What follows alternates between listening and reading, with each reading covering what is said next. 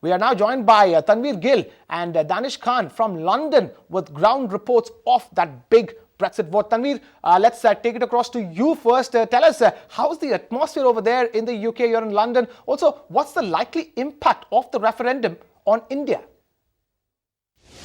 Well, thanks very much for that. I landed in London this morning and the mood was palpable. Everybody on the street is just talking about what the Brexit vote outcome would mean for their daily lives. For the locals, especially over here, the world would change if Britain actually steps out of the United Kingdom and if that decision comes out Friday morning. The outcome is keenly awaited, and right now, from whatever I understand in terms of the opinion polls doing the rounds, it's neck to neck and a tie, a close one at that, between the Remains as well as those wanting to exit. But from an India perspective, remember last year Prime Minister Narendra Modi made a special visit to the United Kingdom, met important business people out here to discuss bringing in more foreign direct investment into India and strengthening India-UK bilateral ties.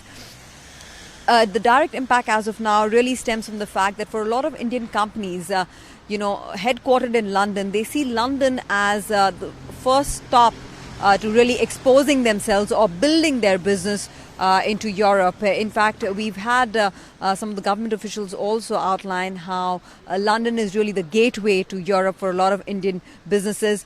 But breaking it down for especially some of the larger names, some of the bigger names, Tata Steel and their UK contribution is almost 30% of consolidated sales. For Tata Motors, as we all know, JLR is a global brand, an influential brand at that. 16% of their revenues come in from UK as well as the European Union, ex-UK that is. And then companies like Motherson Sumi, Bharat Forge, Apollo Tyres, these are auto ancillary majors.